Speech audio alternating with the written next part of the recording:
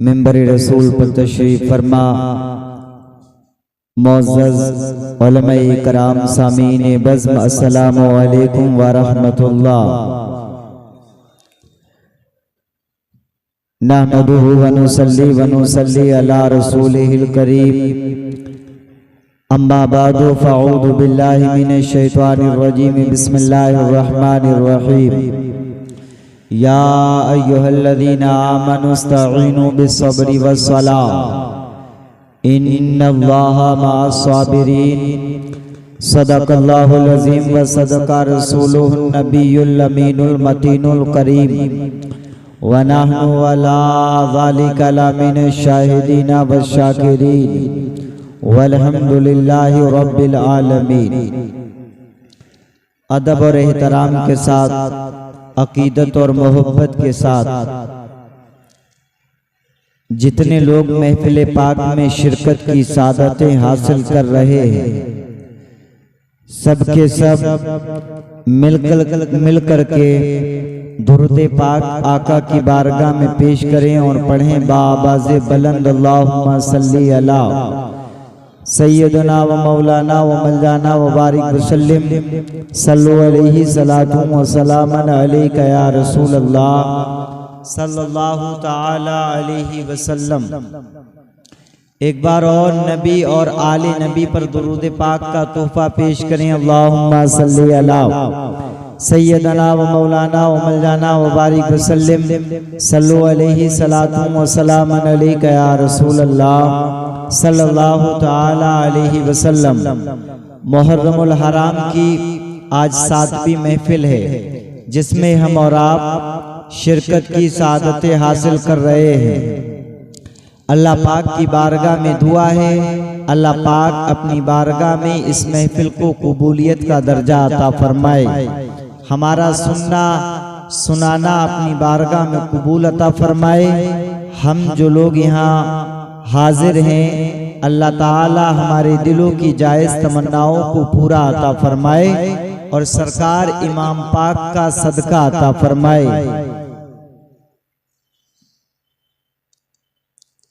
मौला हुसैन का जिक्र हो रहा है और मौला हुसैन के जिक्र की 7वीं महफिल है। इमाम पाक की बारगाह में कुछ इस तरीके से भी शायरों ने अपने अंदाज में नजराने अकीदत पेश किया और कहा, मेरे साथ मिलके आप भी कहें तो आपको भी अजर और सवाब मिलेगा। इस्लाम था, इस्लाम है, इस्लाम रहेगा। कहें मेरे साथ, इस्लाम था, इस्लाम है, इस्लाम इस्लाम। थोड़ी आवाज लगाओ शेरपुर वालों, तुम्हारी आवाज बहुत दूर तक जानी चाहिए।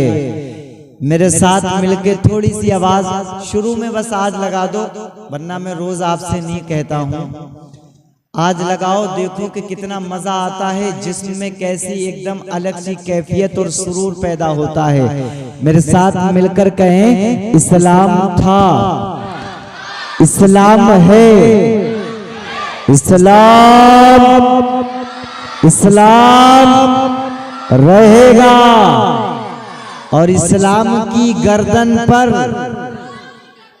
हुसैन इब्ने अली का एहसान था, एहसान है और एहसान रहेगा।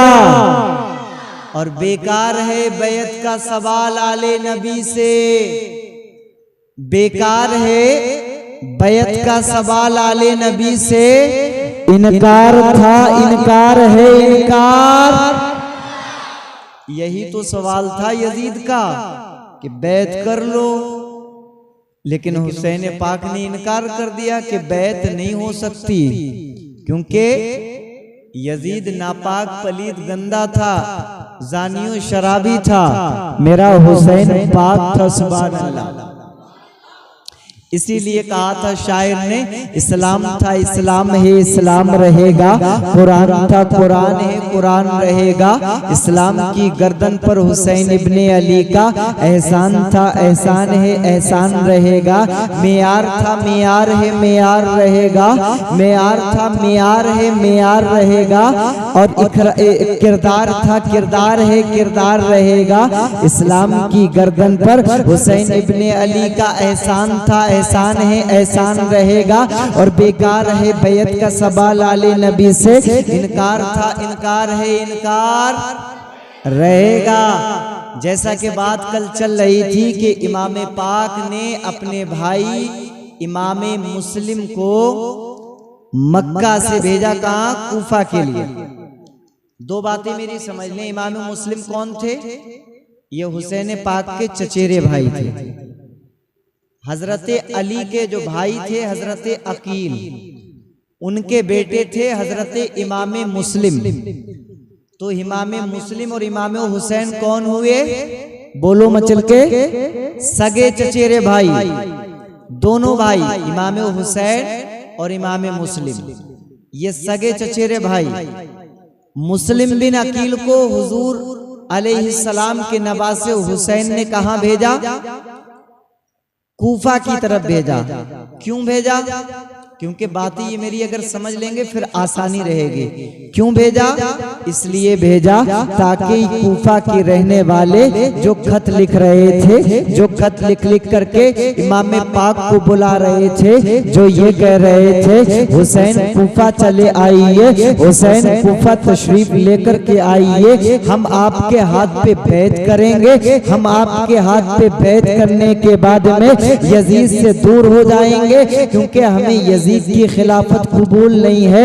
ये कूफा के रहने वाले मुस्तफा के नवासे को खत पे खत लिख लिख के बुला रहे हैं। ऐ शेरपुर के सुन्नी जिंदा दिल मुसलमानों, जरा देखते चलना, ये कूफे वाले जब खत लिख रहे थे कि आप चले आइए, रिवायतों में आता है 500 खत लिखने वालों ने खत लिखे।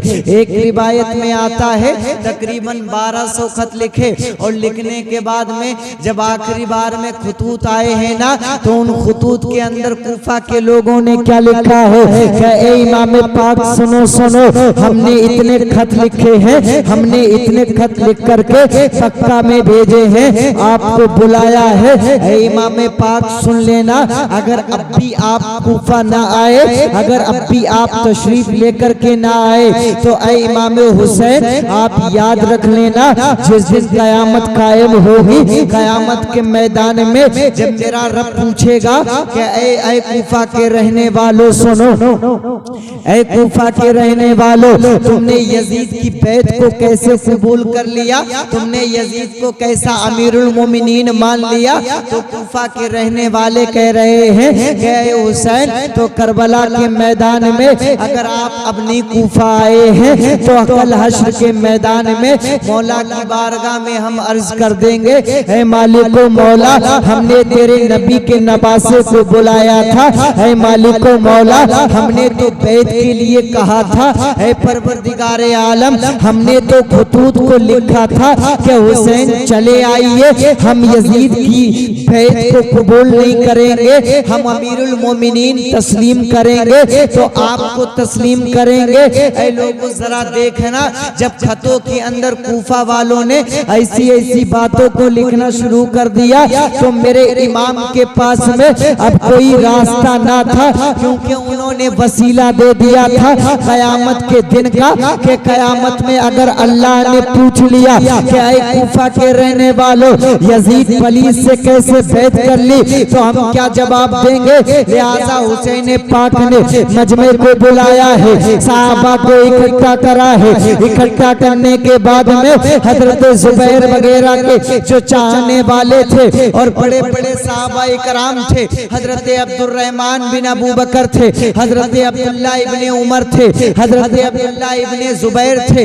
इमाम पाक की बारगाह में आते हैं, आने के बाद में कहते हैं हुसैन हम कूफा ना जाने देंगे, हुसैन आपको कूफा ना जाने देंगे, क्योंकि हम कूफा वालों को जानते हैं, वो दगा करेंगे, फरेब करेंगे, उनकी जबानें कुछ कह रही हैं, दिल कुछ कह रहा है। लेकिन हुसैन ने कहा है मेरे नबी के साहबा सुनो सुनो, है मक्का के रहने वालों, मैं जानता हूँ तुम्हें मुझसे प्यार है, तुम मुझे रोकना चाहते हो, लेकिन देखो ना खतों में क्या लिख रहे हैं, अगर मैं कूफा ना गया तो कहीं ऐसा ना हो कि यजीद की ये बैत कर लें। और उसके बाद इन्होंने मुझसे मुतालबा किया है कि हश्र के मैदान में मौला को हम तो बोल देंगे कि हमने नबी के नवासे को बुलाया था, लेकिन वो तशरीफ लेकर के नहीं आए। मेरी बात समझ में आ रही है आपके?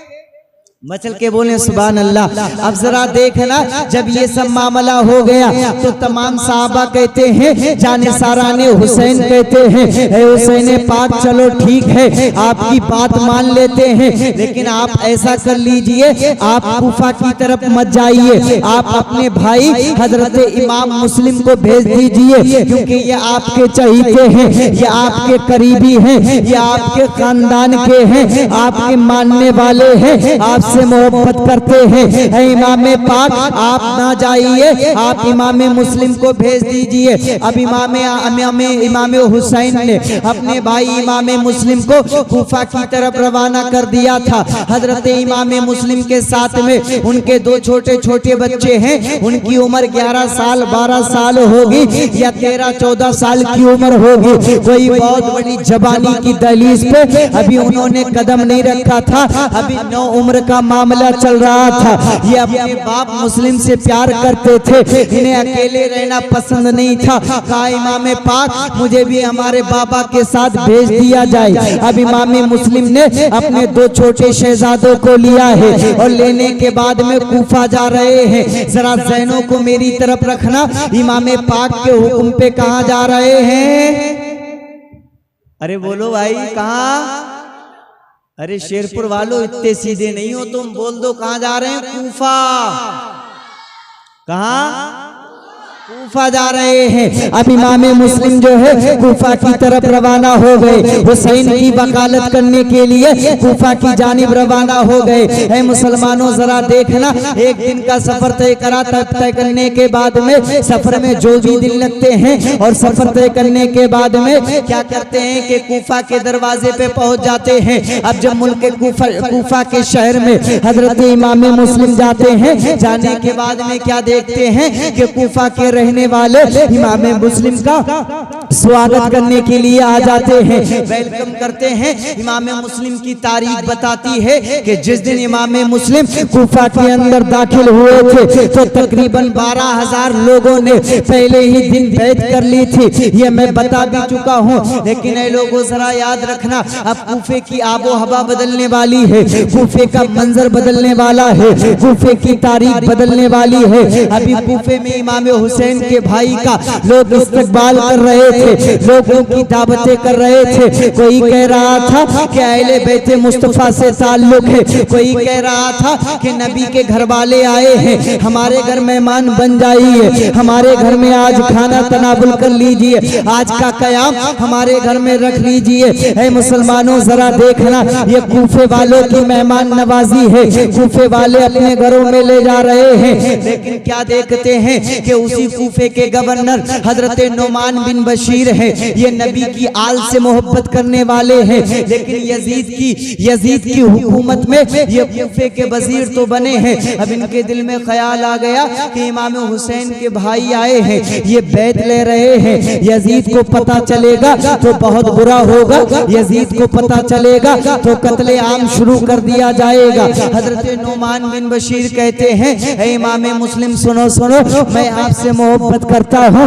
आपके घर वालों से मुझे मुझे प्यार है। लिहाजा ऐ इमाम मुस्लिम, ये जो मामला बैत का चल रहा है ना, अगर ऐसे ही चलता रहा तो यजीद अपनी फौज भेज देगा और गारत शुरू करवा देगा। लेकिन ऐ मुसलमानों, जरा देखना, इमाम मुस्लिम की मोहब्बत इस तरीके से लोगों के घरों में घर कर रही थी, लोग अपने अपने घरों पे बुला रहे थे। एक दिन वो आता है कि यजीद के कानों तक ये जब मामला पहुंचा है ना, तो यजीद ने बसरा के हाकिम अब्दुल्ला इब्ने ज़ियाद को खत लिखा है और खत के अंदर तहरीर फरमा दिया, है इब्ने ज़ियाद सुनो सुनो, बसरा से फौरन निकल जाओ और कूफा की तरफ रवाना हो जाओ, क्योंकि कूफा के अंदर जो वजीर है, जो गवर्नर है, वो बड़ा नरम मिजाज है। उसका अकीदा ऐसा है कि वो नबी की आल से बड़ी मोहब्बत करता है। इब्ने ज़ियाद सुनो सुनो, जाओ पहले कूफा के उस गवर्नर को माजूल कर देना और उसकी गद्दी पे तुम बैठ जाना, और अगर ज्यादा आनाकानी करे ना तो उस गवर्नर का सर उतार के मेरे कदमों में पेश कर देना। ऐ लोगों, जरा देखना, इधर से इमाम हुसैन की जानिब इमाम मुस्लिम ने खत लिख दिया था कि मेरे भाई हुसैन आप तशरीफ ले आइए, यहाँ अच्छा मामला चल रहा है। उधर से इमाम हुसैन निकल रहे हैं और इधर से इब्ने ज़ियाद बसरा से निकला है। ये जल्दी कूफा पहुंच गया है। इसने कूफा में आने के बाद में किस तरीके से एंट्री ली है, जरा इसको मुलाहिजा करते चलना और चेहरों पे मुस्कुरा करके सुभान अल्लाह की सदा को बुलंद करते चलना। मचल के बोले सुभान अल्लाह। अब नबी के दीवानों, जरा देखना, उधर यजीद ने खत बसरा में भेजा, अब्दुल्ला इब्ने ज़ियाद बसरा से निकला है, कूफे की तरफ आ गया है और आने का अंदाज ये है कि अपनी एक सिपाही की बड़ी फौज ली है और फौज लेने के साथ साथ अपने चेहरे को ढका है और घोड़ों के ऊपर सवार होने के बाद में ये कूफा के अंदर एंट्री ले रहा है। अब इधर कूफा के रहने वाले इंतजार में हैं, कूफा के बसने वाले इंतजार में हैं। वो सोच रहे हैं कि इमाम मुस्लिम भी खत लिख चुके हैं, इमाम मुस्लिम ने अपने भाई इमाम हुसैन को बता दिया है, लिहाजा हुसैन पाक आ रहे होंगे। ये लोग रोज इंतजार कर रहे थे, क्योंकि रास्तों में खतूत का मामला होता था। कोई आज की तरह फोन नहीं है कि फोन कर दिया और बता दिया कि हम यहाँ पर पहुँच गए हैं। अब कूफा के रहने वाले हुसैन का इंतजार कर रहे हैं कि हुसैन का काफिला मक्का से चल के कूफा में दाखिल होगा, लेकिन वो कूफा के रहने वाले हुसैन के काफिले का इंतजार कर रहे हैं, लेकिन हुसैन का काफिला तो ना आया। लेकिन इब्ने ज़ियाद अपने काफिले के साथ में नकाब ओढ़ करके कूफा के अंदर दाखिल होता है और जब दाखिल हुआ है ना, शाम का वक्त करीब था। अब कूफा के रहने वाले सोचने लगे कि लगता है हुसैन आ गए। सबने हुसैन पाक के नारे को बुलंद कर दिया, सब कहने लगे लब्बैक या हुसैन, लब्बैक या हुसैन। हुसैन तशरीफ ले आए हैं, हुसैन आ गए हैं, नबी का नवासा आ गया है, नबी का लफ्ते जिगर आ गया है, फातिमा का नूरे नजर आ गया है, अली का किरदार देखने के लिए जो हम तरस रहे थे, वही अली का बेटा हुसैन आ गया है। ये कूफा वाले क्योंकि अली से मोहब्बत करते थे, हुसैन से मोहब्बत तो करते थे, लेकिन थे बड़े दोगले किस्म के लोग, थे बड़े मुनाफिक किस्म के लोग, थे ऐसे कि कभी भी पलट जाया करते थे। ऐ लोगों, जरा देखना, जब इन्होंने काफिले का इस्तकबाल कर लिया, अभी इन्हें खबर नहीं है कि काफिले के अंदर हुसैन है या इब्ने ज़ियाद है, इन्हें पता नहीं है। अब ये काफिला धीरे धीरे शहर के अंदर बढ़ रहा है और बढ़ते बढ़ते जो काफिला अंदर गया था ना, वो काफिला एक चौक पे पहुंचा है, कूफा के अंदर एक चौक पे पहुंचा है और वही चौक के करीब में कूफा के वो गवर्नर रहते थे, उनका हाउस था जिसको कहा जाता था कि गवर्नर हाउस। यानी ये काफिला गवर्नर हाउस के पास में जाकर के रुक गया और रुकने के बाद में अचानक देखने वाले देखते हैं कि ये काफिले के लोग अपने अपने चेहरे से नकाब को ऊपर उठाते हैं। वो लोग जो देखने वाले थे वो हैरान रह गए, वो देख करके परेशान हो गए कि हम तो हुसैन को देखना आए थे, हुसैन का इस्तकबाल करने आए थे, हुसैन का नारा लगा रहे थे, अरे ये तो अब्दुल्ला इब्ने ज़ियाद है, ये तो यजीदी कमांडर है, यजीदी फौज का ये तो कमांडर है। अब जब कूफा वालों ने देखा, नजरें झुका ली है, लब बंद हो गए हैं। इमाम मुस्लिम भी उसी मजमे के अंदर है। अब्दुल्ला इब्ने ज़ियाद ने एक ऐलान किया था, तलवार को निकाल करके कूफा के रहने वालों के सामने ऐलान कर दिया था, ऐ कूफा के रहने वालों सुनो सुनो, ये तुम्हारे बीच में हुसैन का भाई मुस्लिम बिन अकील है, ये बैत लेने के लिए आया है, और तुम जिसका इंतजार कर रहे हो, जिस हुसैन का तुम इंतजार कर रहे हो, अगर उसकी बैत करोगे ना तो तुम्हारी औरतें यतीम कर, तुम्हारी औरतें बेवा कर दी जाएंगी, तुम्हारे बच्चों को यतीम बना दिया जाएगा। ऐ कूफा के रहने वालों सुनो सुनो, अगर हुसैन का इंतजार कर रहे हो, हुसैन की बैत करोगे ना तो तुम्हारे घर उजाड़ दिए जाएंगे, तुम्हारी दुकानें लूट ली जाएंगी, तुम्हारे बच्चों को कत्ल कर दिया जाएगा। अब्दुल्ला इब्ने ज़ियाद ने, यजीदी कमांडर ने, जब कूफे वालों को डराया है ना, तो ऐ लोगों जरा देखना, वो हजरत इमाम हुसैन के भाई जिनको इमाम मुस्लिम कहा जाता है, जिनके हाथ पे 12,000 लोगों ने बैत कर ली थी, तकरीबन 20,000 या 18,000 लोग उस वक्त मौजूद थे। लेकिन जब इब्ने ज़ियाद ने ये नारे लगाए हैं ना, तो देखने वाले देखते हैं, और कूफा की तारीख लिखने वाले तारीख को लिख करके जा चुके हैं। कसम खुदा की, जब ये इब्ने ज़ियाद ने ऐलान किया था, तो वो कूफा के रहने वाले जो हुसैन की मोहब्बत का दम भर रहे थे, वो भागते हुए नजर आए थे। कोई इधर भाग रहा था, कोई उधर जा रहा था, कोई अपने घर में जा रहा था, कोई अपने दरवाजे को बंद कर रहा था। ऐ लोगों जरा देखना, अब इमाम मुस्लिम रोकने की कोशिश कर रहे हैं, लेकिन इमाम मुस्लिम रोक नहीं पाए हैं। ऐ लोगों जरा देखते चलना, ये कूफा के रहने वाले हैं और इनकी मोहब्बत जरा देखते चलना। अब इमाम मुस्लिम ने सोचा ये तो मामला बड़ा बिगड़ गया है, लेकिन इमाम मुस्लिम पहले ही खत लिख चुके थे, हुसैन का इंतजार कूफा वाले कर रहे थे। कोई फोन की घंटी नहीं कि लगा करके हुसैन को मना कर दिया जाए कि हुसैन यहाँ ऐसा ऐसा हो गया।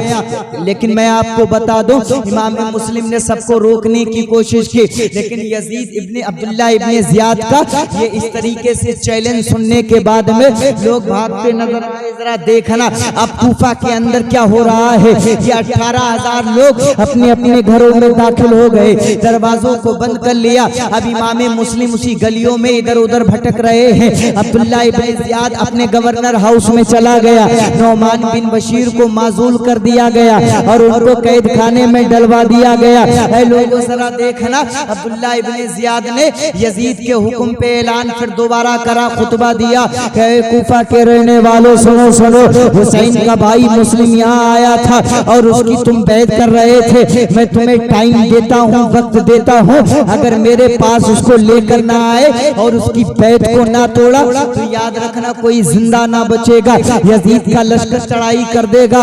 ऐ लोगों जरा देखना, उबैदुल्लाह इब्ने ज़ियाद ने जब ये ऐलान किया है तो वही इमाम मुस्लिम की दावत करने वाले लोग, अब जरा कूफा वालों का नजरिया देखना कैसे बदल रहा है।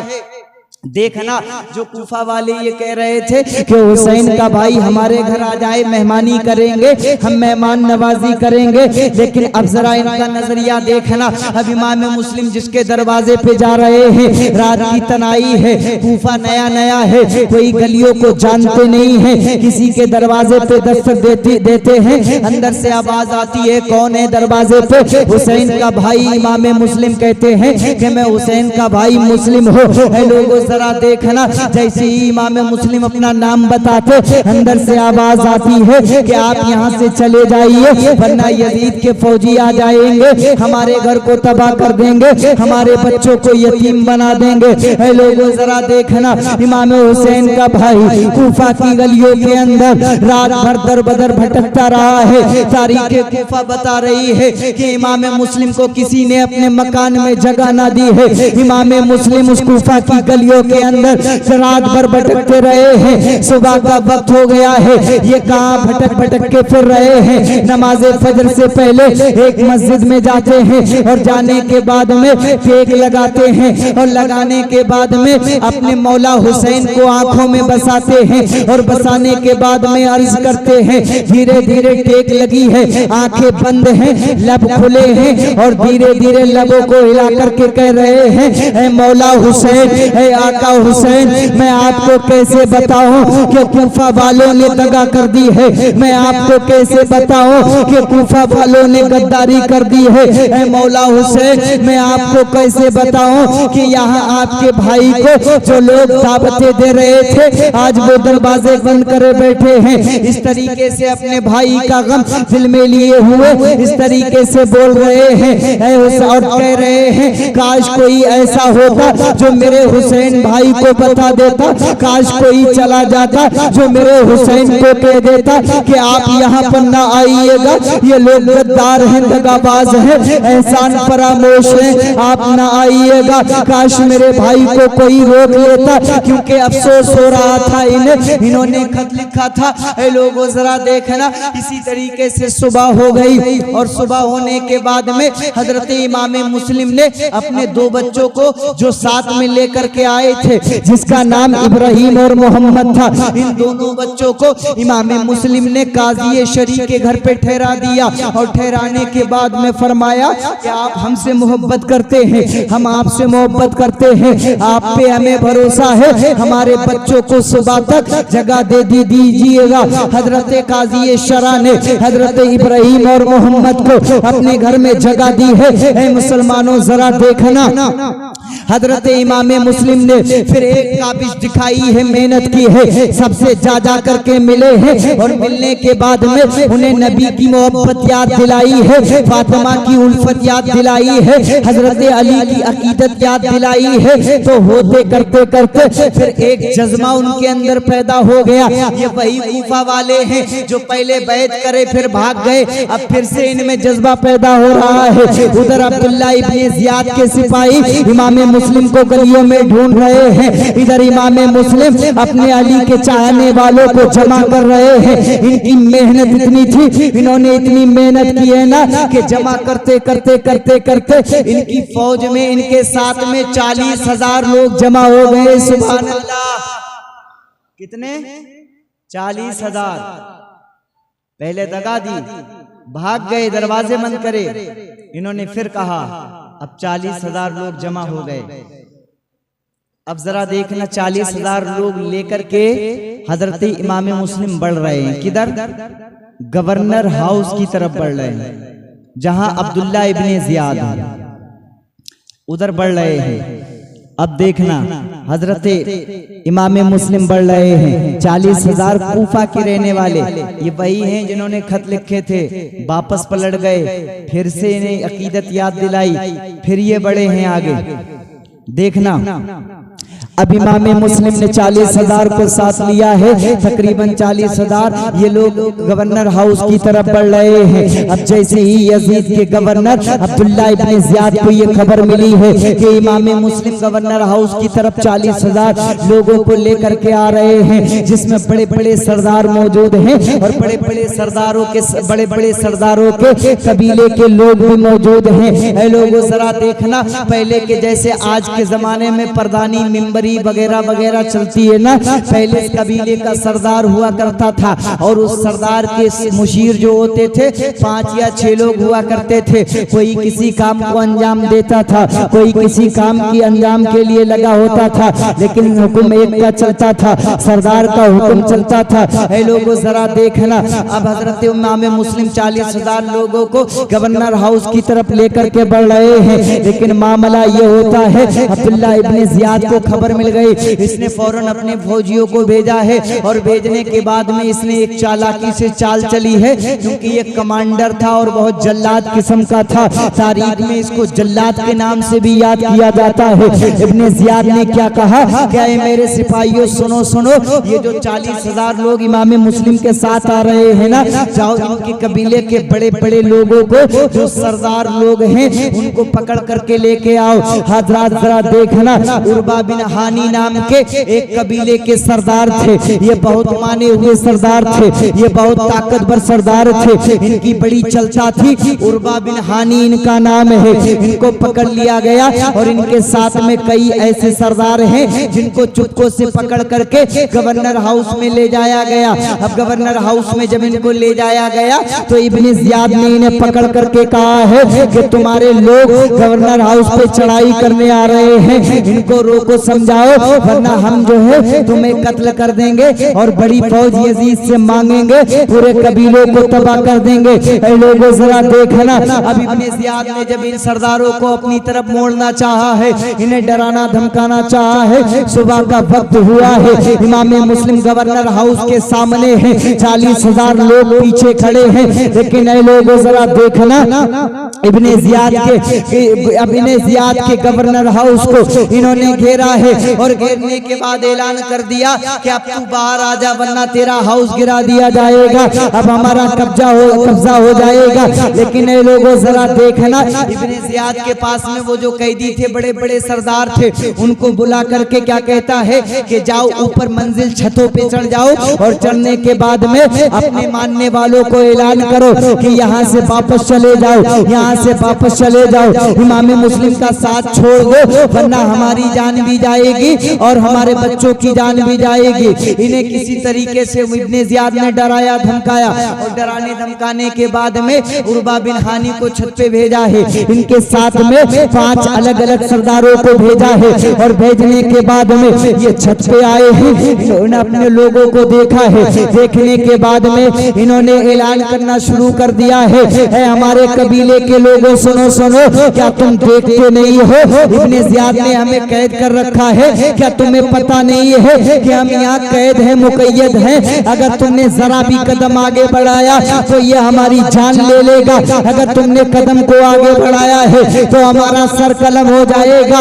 ऐ मेरे कबीले के लोगों सुनो सुनो, ऐ मेरे नौजवानों सुनो सुनो, हुसैन के भाई मुस्लिम के साथ में तुम बिल्कुल भी ना रहना, क्योंकि अब मामला पलट गया है, क्योंकि हम यजीद से बगावत मोल नहीं ले सकते हैं, यजीद से दुश्मनी नहीं कर सकते हैं, क्योंकि यजीद का लश्कर जो है वो ताकतवर लश्कर है। हमारे बच्चे मारे जाएंगे, हमारा कारोबार तबाह कर दिया जाएगा, हमारी औरतें मारी जाएंगी, उनको बेवा कर दिया जाएगा, लिहाजा तुम यहाँ से चले जाओ। अब इतना सुनना था, कुफा वाले लोग जो है फौरन दफा होना शुरू हो गए। इमाम मुस्लिम बेचारे आवाज दे रहे हैं, कह रहे हैं कि आखिर क्या हो गया है तुम्हें, ये एक चाल है, डराया जा रहा है। लेकिन कुफा के रहने वाले अपने अपने घरों को लौटने लगे। लोगों ये तारीख इमाम मुस्लिम और तारीख हुसैन है, इसमें ऐसे ऐसे मोड़ मिलेंगे कि अकल तस्लीम नहीं करेगी। जरा देखना, इमाम मुस्लिम ने देखा ये सब भागते जा रहे हैं, धीरे धीरे इमाम मुस्लिम ने देखा कि 400-500 लोग रह गए होंगे और 400-500 के बावजूद भी कुछ देर के बाद देखते हैं कि मगरिब का वक्त होता है, एक भी पीछे ना रह गया है। लोगों जरा देखना, अब इमाम मुस्लिम फिर बेचारे परेशानी के आलम में कूफा की गलियों में भटक रहे हैं, लोगों ने फिर दगा दे दी है। अब जरा देखना, कूफा की गलियों में अब कोई इमाम मुस्लिम को घर में जगह नहीं दे रहा है, ये दोबारा से हो रहा है। एक खातून के दरवाजे पे जाते हैं, दस्तक देते हैं, खातून ने आवाज दी, कौन है? कहा मैं इमाम मुस्लिम हूँ। लोगों जरा देखना, हजरत इमाम मुस्लिम ने कहा है क्या पानी मिलेगा? पानी की ख्वाहिश है। ये तो नाम की खातून है, इनका नाम तारीख में ते वाव आइन हमजा हे के साथ आता है। तो नाम की ये खातून अंदर से आवाज देती है, इमाम मुस्लिम परेशान ना होइए, अगर कूफा के मर्द आपसे दगा कर बैठे हैं, लेकिन हम अहले बैत से मोहब्बत करते हैं, हम मोहब्बत करने वाले हैं, हम जो है पानी भी पिलाएंगे और घर में जगह भी देंगे। अब जरा यहाँ से तारीख के रुख को देख लेना, ये तौआ नाम की खातून दरवाजा खोलती है, इमाम मुस्लिम को अंदर बुलाती है और बुलाने के बाद में पानी पिलाती है, इमाम मुस्लिम से सारा हाल पूछती है, इमाम मुस्लिम अपना हाल बताते हैं। लेकिन किस्मत तो देखें कि जिस खातून ने इमाम मुस्लिम को अंदर अपने घर के बुलाया है, पानी पिलाया है, उसी खातून का एक बेटा है जो इब्ने जियाद की फौज में सिपाही है। तारीख तौआ नाम की खातून ने इमाम मुस्लिम को बुलाया, पानी पिलाया। मैं मोहब्बत करने वाली हूँ, फातिमा से मोहब्बत है, अली से मोहब्बत है, नबी के अहले बैत से मोहब्बत। ऐ इमाम मुस्लिम सुनो, पानी भी पियो, रहो भी, कोई दिक्कत नहीं। लेकिन इसी खातून का एक बेटा इब्ने जियाद की फौज में सिपाही है यजीद की तरफ से।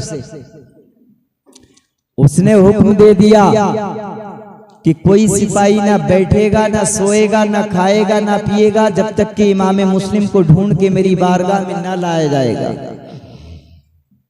अब जरा देखना, इमाम मुस्लिम को तौआ नाम की खातून के घर में किसी ने नहीं देखा। लोग महल्ले में ढूंढ रहे हैं, धूल छान रहे हैं, रेत छान रहे हैं, दरवाजों पे जा करके पता लगा रहे हैं, लेकिन कोई बताने वाला नजर नहीं आ रहा है। अचानक क्या होता है, किसी से खबर मिल जाती है कि सिपाही तेरी वालिदा ने अपने घर में किसी को छुपा रखा है। अब घर के अंदर कोई तो दाखिल ना होता, लेकिन ये इसका बेटा दाखिल हुआ, इब्ने जियाद का सिपाही है। जाने के बाद कहता है, वालिदा क्या तुमने इमाम मुस्लिम को अपने घर में पना दी है? इमाम मुस्लिम को पना देने वाली खातून बहाना बनाती तो बहुत है, लेकिन बात चल नहीं पाती है। इमाम मुस्लिम बाहर आ जाते हैं। सोचा मेरी वजह से कहीं खातून को कोई नुकसान ना हो जाए। बच्चों परेशान मत हो, जरा डिस्टर्ब ना करो, बैठे रहो और मचल के बोलते रहो सुभान अल्लाह। जरा देखना, हजरत इमाम मुस्लिम बाहर निकल के आए हैं। कहा कि इस खातून को तकलीफ ना हो।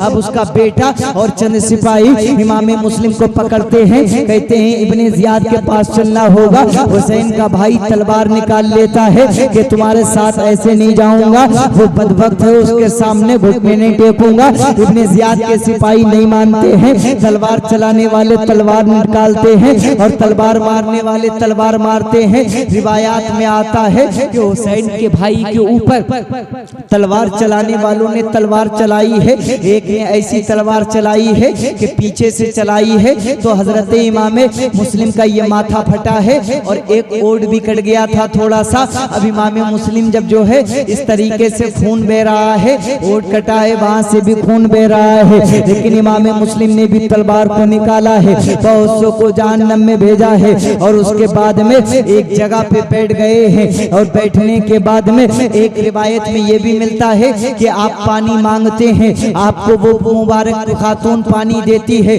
ये अपने होठों के करीब कर लेते हैं, लेकिन खून की वजह से वो पानी का प्याला रंगीन हो जाता है, ये उसको फेंक देते हैं। दोबारा ये मामला होता है, ये दोबारा पानी पीने के लिए सोचते हैं तो होठों से टपकने वाला खून जो है वो प्याले में गिरता है, उसको ये आगे फेंक देते हैं। अलगर्ज ये रिवायतें तो बहुत सारी हैं, लेकिन मैं इतना बता दूं कि इमाम मुस्लिम को ये यजीद के सिपाही अब्दुल्ला इब्ने जियाद के दरबार में ले जाते हैं और ले जाने के बाद में हुसैन पाक के भाई को जब पेश करते हैं तो अब्दुल्ला इब्ने जियाद कहता है कि यजीद की बैत कर लो, हुसैन से कहो घुटने टेक दे। हजरत इमाम मुस्लिम कहते हैं कि यजीद की बैत नहीं हो सकती क्योंकि वो जालिम है, जाबिर है और अमीरुल मोमिनीन खुद को कह रहा है क्योंकि हम नबी के घराने वाले हैं, हम किसी के आगे घुटनों को नहीं टेका करते हैं। ऐ लोगों जरा देखना, इमाम मुस्लिम के साथ में ऐसी बर्बरियत की गई है ना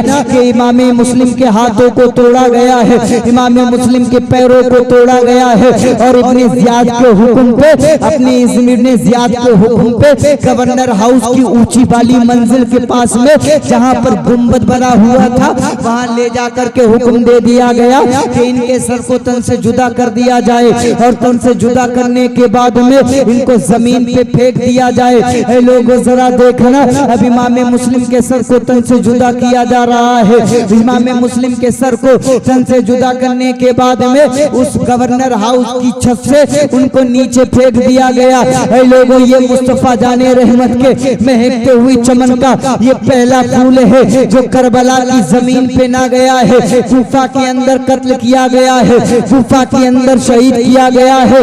ऐ मुसलमानों जरा देखना, अभी हुसैन को नहीं पता है, हुसैन को कुछ भी नहीं मालूम है कि आखिर इमाम मुस्लिम के साथ क्या हुआ है। इमाम मुस्लिम का खून कूफा की गलियों में बह रहा है। इमाम मुस्लिम का सर कूफा के गवर्नर हाउस के सामने पड़ा है। इमाम मुस्लिम का कटा हुआ सर अलग पड़ा है और दिल इमाम मुस्लिम के जो है जिस्म के आधा अलग पड़े हैं। दुनिया के रहने वालों देख लेना इमाम मुस्लिम के साथ में कैसी बर्बरियत की गई, कैसा जुल्म और तशद्दुद किया गया।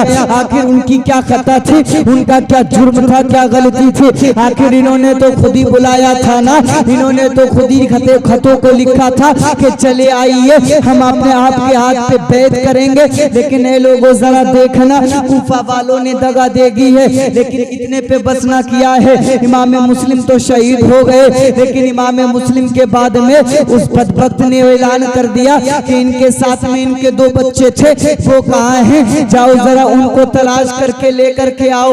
ए लोगों जरा देखना, ये छोटे छोटे बच्चे हैं, ये नबी के घर के फूल हैं, नबी के चमन के लहलाते हुए बागीचे के ये महकते हुए फूल हैं। इमाम मुस्लिम के ये 2 बेटे हजरत मोहम्मद और इब्राहिम, इनको काजी शरी के घर में इमाम मुस्लिम ने पहले जो पनाह के लिए दिया था।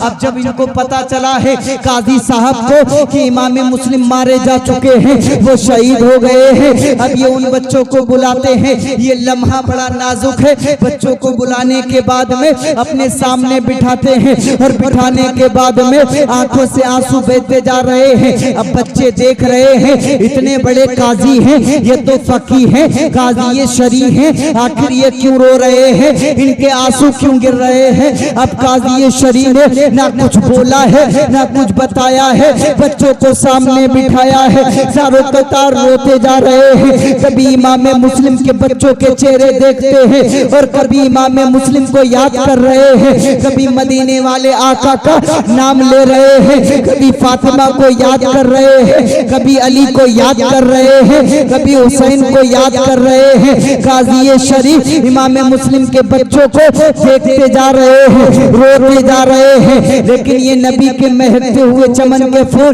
अर्ज करते हैं, ऐ काजी शरीफ जरा बताओ तो सही क्या मामला है, आखिर रोते क्यों जा रहे हो?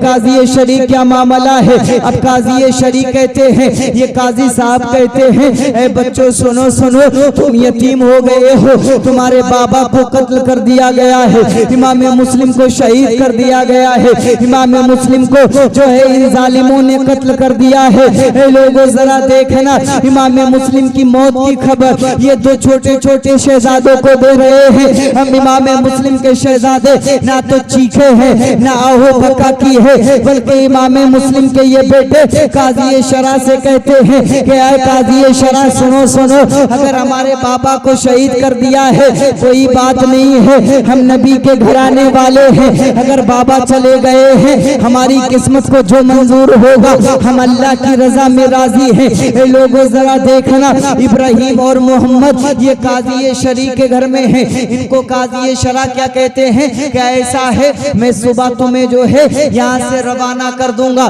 तुम मक्का या मदीने चले जाना, मैं उस काफिले में छोड़ दूंगा। ए लोगों जरा देखना, क्योंकि इमाम मुस्लिम का सर कटने से पहले इमाम मुस्लिम ने यह ऐलान कर दिया था, ए कूफा के रहने वाले तुम्हारी दगाबाजी ये किताबों में लिखी जाएगी। ए कूफा के रहने वाले जब मेरा सर कलम हो जाए, मुझे मार दिया जाए, तो मेरे जिस्म से मेरे कुर्ते को उतार लेना और मेरे कपड़ों को जो है मेरे मदीने या मक्का की तरफ रवाना कर देना, और मेरे बच्चे जो मोहम्मद इब्राहिम हैं इनको भी वहां वापस भेज देना, और हो सके तो हुसैन को खबर कर देना कि कूफा के रहने वाले दगा दे गए हैं, अगर हो सके तो बता देना। है लोगों जरा देखना, अब काजी शरी ने क्या किया है, इमाम मुस्लिम के बच्चों को, छोटे छोटे बच्चों को दूसरे दिन सुबह में एक काफिले के साथ में, दूसरे दिन सुबह में नहीं बल्कि शाम के वक्त जो है इमाम मुस्लिम के इन बच्चों को काफिले के साथ में कर दिया। है लोगों जरा देखना, अब ये काफिले के साथ में छोटे छोटे बच्चे जा रहे हैं, अब ये बच्चे जा रहे हैं लेकिन रात में कूफा को नहीं जानते हैं, कूफा के बाहर बयाबान को नहीं जानते हैं, रात का मौसम है, रात का सन्नाटा है, काफिले के पीछे चलते चलते ये इस तरीके से जा रहे हैं। काजी शरा ने कह दिया था कि काफिले में बिल्कुल मत मिलना, कहीं काफिले वाले सवाल करें कि कौन हो, कहां से आए हो, थोड़ा काफिले से दूर रहना। मामला ये होता है कि इमाम मुस्लिम के बच्चे काफिले के पीछे पीछे चल रहे हैं। काफिला रात की तारीख में आगे निकल गया और वो बच्चे काफिले से बहक जाते हैं, काफिले से भटक जाते हैं। ऐ लोगों जरा देखना, हम मुस्तफा जाने रहमत के चमन के ये नौनिहाल महकते हुए फूल अंधेरी रात में इस तरीके से डरते डराते इधर उधर भटक रहे हैं। इन्हें रास्ते का पता नहीं है, इन्हें खबर नहीं है कि किधर काफिला गया है। अब रात में अगर पत्ते की कड़कने की आवाज इनके कानों में आती थी तो इन्हें डर लगता था कि कहीं ऐसा ना हो कि इब्ने जियाद के फौजी आ जाए। अगर कोई आवाज भेड़िया अपनी निकालता था तो ये सहम जाते थे। होते करते ये चक्कर लगाते रहे, लेकिन क्या देखते हैं कि ये सुबह को नहरे फुरात के किनारे उस पानी के चश्मे के किनारे बैठे हैं। इनकी आंखों ने देखा है कि पानी का चश्मा है, एक पेड़ है और एक रिवायत में आता है कि एक पेड़ के अंदर थोड़ी सी खो थी, मोकला था। उसकी आड़ लेकर के ये बच्चे पानी के चश्मे के किनारे भटक भटक के बहक बहक के आराम करने लगे। इनकी आंख खुल जाती है। अब जब इनकी आंख लगी है, सुबह में जब सूरज चढ़ा है और सूरज की तपिश बढ़ी है, इनके चेहरों पे पड़ी है, तो ये उठे हैं। वहाँ एक खातून जो थी पानी भर रही थी, उस खातून ने इन दोनों बच्चों से पूछा, आखिर तुम कौन हो? इन्होंने बता दिया, हम फला इब्ने फला है, हमारे बाप को शहीद कर दिया गया है। मुसलमानों जरा देखना, मरहला है। अब ये खातून कहती है मेरे बच्चों सुनो सुनो, परेशान होने की जरूरत नहीं है, घबराना नहीं है। मैं जिसके घर में खिदमत करती हूँ, मैं जिसके घर में काम करती हूँ, वो मेरी जो आका है, आका खातून जो है वो बड़ी नरम दिल है। वो तुम्हारे घर वालों से प्यार करने वाली है, वो फातिमा से मोहब्बत करने वाली है। तुम मेरे साथ चलो और मैं तुम्हें उनके घर ले जाती हूँ। ऐ लोगों जरा देखना, मुस्तफा जाने रहमत के गुलामों, अब ये दोनों बच्चों को खातून ले जाती है। ले जाने के बाद में अपनी खादिमा अपनी आका खातून के पास ले जाती है। ले जाने के बाद में कहती है ये बच्चे चापानी के चश्मे के किनारे हमें मिले हैं। आखिर ये बच्चे इमाम मुस्लिम के हैं, क्योंकि मैंने आपको फातिमा का नाम लेते सुना है। आप नबी के घर वालों से मोहब्बत करती हैं, तो मैंने सोचा इन बच्चों को आपके पास ले आऊं तो आप मुझसे खुश हो जाएंगे। ऐ लोगों जरा देखना, ये खातून वाकई खुश हो गई।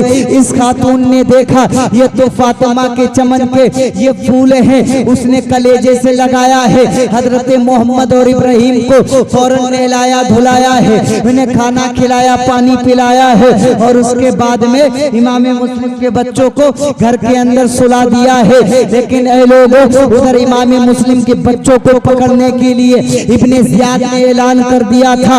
ऐ कूफा के रहने वालों, इब्ने जियाद ने ऐलान करा था कि जो बच्चों को लेकर के आएगा उसे बड़ा इनाम दिया जाएगा, उसे मालो दौलत दे दी जाएगी, उसे दौलत से नवाजा जाएगा।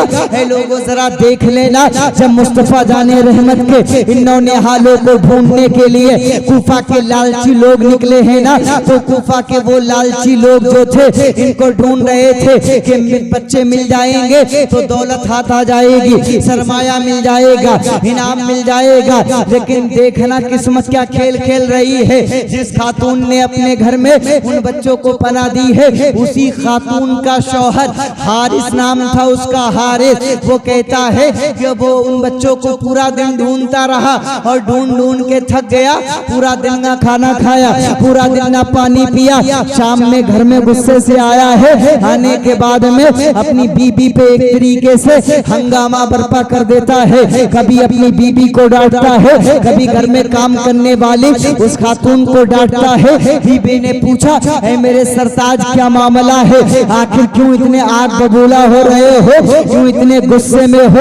अब ये हारिस कहता है कि इब्ने जियाद ने हुक्म दिया है कि जो बच्चों को ढूंढेगा इतना माल मिल जाएगा, इतनी दौलत मिल जाएगी। है मेरी शरीके हयात देख, मेरे पैर सूज गए हैं, सुबह से ढूंढ रहा हूँ, न जाने जमीन खा गई है या आसमान निगल गया है। लोगों जरा देखना, यह हारिस अपनी बीबी से कह रहा है और बीबी सुन रही है। अब जब बीबी ने देखा, बीबी के दिल में ख्याल आ गया कि ये क्या हो गया, बच्चे तो मेरे घर में ही सो रहे हैं, कहीं ऐसा ना हो कि ये बदबद देख ले मेरा शौहर, इसके सर पे खून सवार है, अगर इसने देख लिया तो इन दोनों बच्चों को ये इब्ने ज़ियाद के हवाले कर देगा, क्योंकि दौलत लोगों को अंधा कर देती है, दौलत लोगों को अंधा बना देती है। लोगों, एक और कड़वी बात मैं बता दूं, करबला के मैदान में बहुत से तो ऐसे थे जो दौलत की वजह से बिक गए थे, क्योंकि जब इमाम हुसैन ने करबला जाने का फैसला किया है, ये भी मैं बताना भूल गया कि हुसैन उधर से चल दिए थे और हुसैन का काफिला मक्का से आ रहा है कूफा की तरफ। अब हुसैन पाक उधर से चल रहे हैं, तो जब हुसैन मक्का से निकले थे ना, तो हुसैन के काफिले में न जाने कितने लोग शरीक हो गए। 72 करबला के मैदान में शहीद हुए थे, लेकिन काफिले के अंदर 82 लोग करबला के अंदर थे, 82 लोग करबला के अंदर थे। और इमाम हुसैन का काफिला करबला में जब पहुंचा है ना, तो करबला में पहुंचने से पहले हुसैन जिस इलाके से निकल रहे थे, वहां के रहने वाले हुसैन के काफिले में जुड़ रहे थे। क्यों जुड़ रहे थे? बहुत से मोहब्बत में जुड़ रहे थे, लेकिन बहुत से इसलिए जुड़ रहे थे कि हुसैन अब यजीद की बैत नहीं कर रहे हैं। हुसैन ने खिलाफत का ऐलान कर दिया है, अगर हुसैन के साथ जुड़ गए तो मर्तबा मिल जाएगा, हमें भी कुछ पैसे मिल जाएंगे, कुछ नाम मिल जाएगा, कुछ टका मिल जाएगा। तो इसी तरीके से कूफा के अंदर ऐसे नाम निहाद पैसे पे बिकने वाले थे। अब हारिस ने अपनी बीबी को जब ये माजरा बताया है, तो बताने के बाद में बीबी डर गई। जब हारिस सो गया, सोने के बाद में इस खातून ने क्या करा है कि उन दोनों बच्चों को धीरे से उठाया, और उठाने के बाद में एक अंदर तहखाने में ले गई, कोठरी में ले गई। ले जाने के बाद में समझाया, बेटा यहीं सोते रहना, जब सुबह हो जाएगी मैं तुम्हें यहाँ से भेजने का इंतजाम करूंगी। ऐ मेरे लोगों देखना, ऐ मुसलमानों जरा देखना, अब ये दोनों शहजादे सो रहे हैं। उसी घर के अंदर वो शख्स भी है जो इनको पूरा दिन ढूंढता रहा, इनाम के चक्कर में इनकी जान का प्यासा बन गया, खून का प्यासा बन गया। ऐ लोगों जरा देखना, रात का कुछ हिस्सा गुजरता है, अचानक हजरत इब्राहिम की आंख खुलती है। छोटे शहजादे हैं और आंख खुली है, एकदम चीखे हैं। चीखने के बाद में दूसरा शहजादा है वो भी जाग जाता है। अब ये एक दूसरे से बातें कर रहे हैं। क्या कर रहे हैं? एक दूसरे से बातें कर रहे हैं। छोटा शहजादा कहता है, ए भाई मैंने अभी ख्वाब में देखा है। बड़ा भाई कहता है, क्या ख्वाब देखा है? अब छोटा भाई ख्वाब बता रहे हैं कि मैंने नाना को देखा है, मैंने बाबा को देखा है, मैंने जन्नत को देखा है। मेरे बाबा हजरत इमाम मुस्लिम जो हैं वो नाना से मिल रहे हैं, अपने आका से मिल रहे हैं। अब आका उनसे पूछ रहे हैं, ए मुस्लिम क्या बात है, शहजादों को लेकर के नहीं आए हो? मुस्लिम शहजादे कहाँ हैं? अब मेरे इमाम हुसैन के भाई हजरत इमाम मुस्लिम का वो छोटा शहजादा अपने बड़े भाई को ख्वाब बता रहा है कि भाई सुनो सुनो, जब वालिद से अब मेरे नाना ने पूछा कि शहजादे लेकर के नहीं आए हो, तो वालिद ने जवाब दे दिया है, नाना जान शहजादे थोड़ी ही देर में आने वाले होंगे, इतना ख्वाब बयान किया था। अब ये भाई छोटा वाला रोता है, छोटा शहजादा अश्कबार हो जाता है। अब बड़ा वाला मोहम्मद भी रोने लगता है और कहता है, मेरे भाई यही ख्वाब मैंने भी देखा है, मेरे भाई मैंने भी ख्वाब के अंदर यही देखा है, आखिरी जुमले मेरे संभालना। अब ये दोनों भाई उस कोठरी के अंदर अपना अपना ख्वाब एक दूसरे को बता रहे हैं, एक दूसरे को तसल्ली दे रहे हैं। और तसल्ली देने के बाद में इन्हें मालूम नहीं है कि इनकी आवाज बाहर जा चुकी है, इन्हें खबर नहीं है कि इनकी आवाज बाहर गई है। वो बदबख्त उठ जाता है, खातून से कहता है, ये बच्चे कौन हैं जिनकी आवाज आ रही है? खातून ने बहाना तो बहुत बनाया, लेकिन बात बन ना सकी। कहने लगा, रुको मुझे देखने दो। अब जब ये अंदर गया है, इसने किवाड़ को खोला है। अब उन बच्चों को थोड़ी मालूम था कि यहाँ डरने की जरूरत थोड़ी है। उन बच्चों ने तो ये देखा था कि यही घर है जिसमें नहलाया गया था, जिसमें खाना भी मिला था, लेकिन उन्हें क्या मालूम था? वो औरत खाना खिला रही थी, लेकिन उसका मर्द जो है वो खून का प्यासा है। अब इस बदबख्त ने दरवाजे को खोला है। अब जैसे ही उन दो शहजादों को देखा है, कसम खुदा की उन दोनों शहजादों के सरों पे बालों को पकड़ा है, और बालों को पकड़ने के बाद में इस बदबख्त ने घसीट करके कमरे से बाहर निकाला है। और निकालने के बाद में इमाम मुस्लिम के शहजादे नबी के ये चमन के फूलों को सर के बल घसीटा है, और घसीटने के बाद में बाहर दलान में लाया है। इधर उसकी औरत छुड़ाना चाह रही है, लेकिन छुड़ा ना सकी है। इस जालिम ने अपनी बीबी को धक्का दिया है, वो उधर जाके गिरी है, लेकिन वो फिर भी बचा रही है। अब ये इमाम मोहम्मद और हजरत इमाम इब्राहिम, ये दोनों शहजादों के बालों को पकड़ पकड़ के हिला हिला के कहता है कि पूरा दिन हो गया था तो मैं ढूंढते ढूंढते, लेकिन मेरे ही घर में सो रहे हो, मेरे ही घर में खा रहे हो, मेरे ही घर में पी रहे हो। दुनिया के रहने वालों जरा देखना, खातून बचाना चाह रही है, लेकिन इस जालिम ने खातून के सर पे न जाने क्या मारा कि वो खातून बेहोश हो गई और वहां से इंतकाल कर गई। लेकिन ये उन बच्चों को पकड़ करके ले जाता है, और ले जाने के बाद में नहर के किनारे उनको खड़ा करता है, उनको बांधता है, और उनके सामने तलवारों और नेज़ों को तेज करता है। तलवार को तेज करने के बाद में उनको कहता है कि तुम्हारा सर उतार दिया जाएगा, तुम्हारे बाप को मार दिया गया है, तुम्हारा कत्ल कर दिया जाएगा।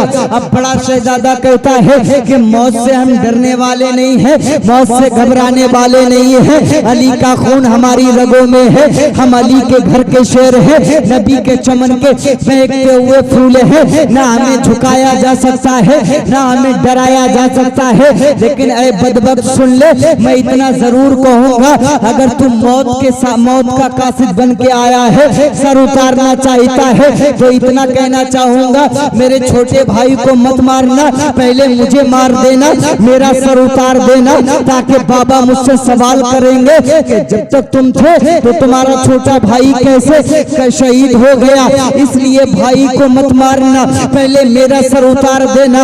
लेकिन छोटा भाई बड़े भाई से कम थोड़ी था, ये फौरन बीच में आ गया। आने के बाद कहता है, हारिस सुन ले सरा, मैं तेरी तलवार की धार देखना चाहता हूँ, और जरा देखना चाहता हूँ तेरी तलवार में धार कितनी है। अगर तू मारना चाहता है तो पहले मुझे मार के दिखा, मैं देखना चाहता हूँ तू बहादुर है या नहीं है। मेरे भाई को मत मारना, उनकी गर्दन को मत मारना। ये इस तरीके से एक दूसरे को बचा रहे हैं, लेकिन जालिम ने इन दोनों की एक ना सुनी, और जिसको जैसे मारना था इसने हुसैन के महकते हुए फूलों को मुरझा दिया, उनके सरों को ऊपर इस तरीके से तलवारों को चलाया है, उनकी नाजुक मुलायम गर्दनें कट के जमीन पे आ गई हैं। लोगों जरा देखना, दरिया के किनारे वो जो रेत थी, उस रेत के अंदर इमाम मुस्लिम के शहजादों का खून अभी सूखा भी ना था। अब इमाम मुस्लिम के बच्चों के सर ये बदबख्त ले जाता है पकड़ करके इब्ने जियाद के दरबार में, और ले जाने के बाद में कहता है कि इब्ने जियाद सुनो सुनो, मैं इनाम लेने आ गया हूँ, इमाम मुस्लिम के बच्चों के सर काट करके तुम्हारे सामने लाया हूँ। इब्ने जियाद जरा इनाम दे दो। ऐ लोगों देखना, इब्ने जियाद ने देखा है कि ये सर काट करके लेके आया है, कुर्सी से उठा है, उठने के बाद में इसने सरों को देखा, और देखने के बाद एक कष्ट मंगाई है, वहाँ रखने के लिए कहा है, और कहने के बाद में उसे अपने सामने खड़ा करा है। खड़ा करने के बाद में इब्ने जियाद ने अपनी तलवार निकाली। अब ये जालिम सोच रहा था कि मुझे इनाम मिलेगा, मुझे माल दौलत मिल जाएगी, लेकिन जरा देखना हुसैन के बच्चों का खून इसके हाथों पे भी लग गया है, लेकिन इसे माल ना मिला है। इब्ने जियाद ने तलवार को निकाला, और निकालने के बाद में फरमाया, तुझे मारने का हुक्म किसने दिया था? मैंने तो इनाम देने का वादा किया था कि जो बच्चों को लेकर के आएगा, लेकिन तूने इनके सर उतारे हैं, अब इनकी भरपाई कौन करेगा? अगर यजीद ने मुझसे कह दिया कि मुझे उनके सर नहीं चाहिए बल्कि वो बच्चे चाहिए, तो बता मैं कहां से ला करके दूंगा। बदबख्त, तूने मेरा मेरा सर झुका दिया, लिहाजा मैं तेरे सर को अब इनाम में तुझे कोई सिक्के नहीं दूंगा, बल्कि तेरा सर काट करके यही खून बहा दिया जाएगा। ऐ लोगों, उसका सर काट दिया गया। ये तो वही हो गया, ना खुदा ही मिला, ना विसाले सनम, ना यहाँ के रहे ना वहाँ हम। ये याद रखना लोगों, दुनियादारी के चक्कर में हुसैन के बागीचे के फूलों को उस जालिम ने मारा था, उनका कत्ल किया था, उनके सर काटे थे। लेकिन दुनिया के अंदर उसी दिन उसने देख लिया कि न दुनिया की दौलत मिली है, न दुनिया का माल मिला है, और उसी की गर्दन कट गई है। लिहाजा लोगों याद रखना कि करबला की ये जो जंग है, करबला की ये जो तारीख है, जिसमें बच्चे मारे जा रहे हैं, जिसमें जवान मारे जा रहे हैं, जिसमें जवान शहीद हो रहे हैं, जिसमें बूढ़े मारे जा रहे हैं, ऐ लोगों याद रखना करबला की ये तारीख हमें बताती है। ये तारीख जो है ना तो माल और दौलत की तारीख है, ये सब्र की तारीख है। कुरान पाक ने मौला ने इरशाद फरमाया था, या अय्युहल्लज़ीना आमनू, ऐ ईमान वालो, या अय्युहल्लज़ीना आमनू इस्तईनु बिस्सब्रि वस्सलाह, ऐ ईमान वालो नमाज से मदद मांगो, ऐ ईमान वालो सब्र से मदद मांगो, ऐ ईमान वालो नमाज से मदद मांगो, सब्र से मदद चाहो। लेकिन जब साथ रहने की बारी आई तो मौला ने फरमा दिया, इन्नल्लाह मअस-साबिरीन, इन्नल्लाह मअस-साबिरीन, अल्लाह सब्र करने वालों के साथ में है। लिहाजा शेरपुर वालों, जब जब करबला आए तो करबला की तारीख देख लेना, न करबला की नमाजें देखना, न करबला का कुरान पढ़ने वालों का वो चेहरा देखना, न करबला की वो तलवारें देखना, बल्कि करबला के मैदान में इमाम हुसैन के लश्कर पे देखना कि सब्र कौन कर रहा है। करबला के मैदान में जिसके साथ में सब्र होगा, याद रख लेना कि खुदा का ऐलान है, अल्लाह भी उसी के साथ में है। और करबला के मैदान में हमने देखा है कि तलवारें दोनों तरफ थी, कुरान दोनों तरफ पढ़ा जा रहा था, नमाजें दोनों तरफ थी, लेकिन करबला के मैदान में अगर सब्र था तो मौला हुसैन के खैमे नारे तकबीर, नारे रिसालत, मसलके आला हजरत, मसलके आला हजरत मौलाना आमिर साहब किबला, नारे तकबीर, नारे रिसालत। अल्लाह ने कुरान में फरमाया, ऐ ईमान वालों नमाज से मदद मांगो, सब्र से मदद मांगो। लेकिन जब साथ रहने की बारी आई तो अल्लाह क्या फरमा रहा है कि मैं सब्र करने वालों के साथ में हूँ। करबला के मैदान में जमात भी हुई, नमाज भी हुई, हुसैन पाक के खेमे में भी कुरान पढ़ा गया, और यजीदी लश्कर के अंदर भी लोग कुरान पढ़ रहे थे, कलमा पढ़ रहे थे। लेकिन ऐ लोगों, करबला के मैदान में अल्लाह ने फैसला फरमा दिया कि तुम नमाजों को मत देखना, सजदों को मत देखना, कुरान की तिलावत को भी मत देखना, तुम ये देखना कि आखिर साबिर कौन है, सब्र कौन है। आपको मालूम हो जाएगा। कल इंशाअल्लाह मैं यहाँ से सुनाऊंगा। इमाम मुस्लिम के बच्चों की भी शहादत हो गई। अब हुसैन पाक करबला में आज 7वीं महफिल है, 7 तारीख, आज ही के दिन इमाम हुसैन पे करबला में पानी को बंद किया। कल मैं कवर कर लूंगा कि इमाम हुसैन 2 तारीख को करबला के मैदान में कैसे पहुंच गए, रास्ते में कौन मिला, आज जो 7 तारीख है यहाँ पर कैसे पानी बंद हुआ था, और फिर आगे का मामला क्या है। हमारे पास 3 महफिलें बची हैं, और उन 3 महफिलों में आपसे गुजारिश है बढ़ चढ़ कर हिस्सा लें, जल्द से जल्द जो है उसमें तशरीफ लेकर के भी आया करें। और कल जो शीरीनी के लिए मुझसे ऐलान करने के लिए कहा गया है, FMG ग्रुप की जानिब से शीरीनी का इंतजाम इंशाअल्लाह ताला कल होगा महल्ला नूरगंज से। कल ये लोग शीरीनी का एहतमाम कर रहे हैं। मेरे जो भाई जैसे हिस्सा ले सकते हैं वो हिस्सा लें। पूरी साल आप कमाएंगे, लेकिन हुसैन के नाम पे खर्च करेंगे ना तो याद रखना कि आपके घर से इतने लोग खाने वाले हो जाएंगे कि पूरा जमाना देखेगा, लेकिन आपका रिस्क कम नहीं होगा। सुभान अल्लाह।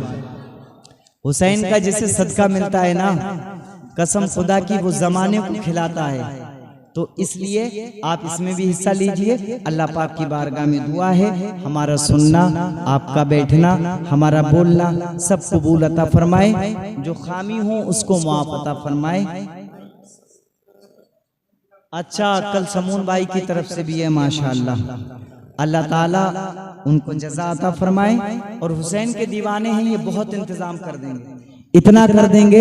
और वैसे भी माशाअल्लाह हमारा शेरपुर जो है इस मामले में भी किसी से पीछे नहीं रहता है, बड़ी दूर दूर तक इसका नाम है। मैं बहुत इलाके में जाता हूँ तो अपना ये शेरपुर पूरनपुर बहुत मशहूर है अल्हम्दुलिल्लाह। ये मोहताज तारुफ नहीं है, यहाँ के लोग खर्चीले भी हैं और यहाँ के लोग दीन के मामले में भी आगे हैं। अल्लाह पाक की बारगाह में दुआ है कि यहाँ के लोगों को हुसैनी सदका अता फरमाए, हुसैन के नाम पे मौला ताला इन्हें खूब खर्च करने की तौफीक अता फरमाए। अस्तगफिरुल्लाह रब्बी मिन कुल्ली ज़म्बि व अतूबु इलैह। अस्सलामु अलैकुम व रहमतुल्लाह।